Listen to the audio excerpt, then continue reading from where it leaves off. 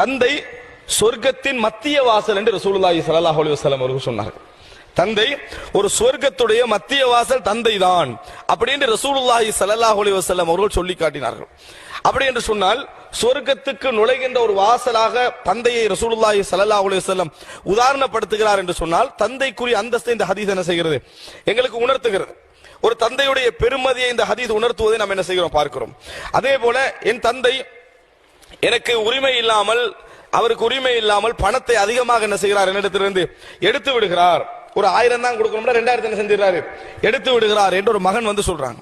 அப்ப ரசூலுல்லாஹி ஸல்லல்லாஹு அலைஹி வஸல்லம் சொன்னார்கள், அதாவது நீங்களும் உங்களது சொத்தும் அந்த வமாலுக லி அபீக, நீங்களும் உங்களது சொத்தும் உங்கள் தந்தைக்குரியது தான் ரசூலுல்லாஹி ஸல்லல்லாஹு அலைஹி வஸல்லம் சொன்னார்கள்.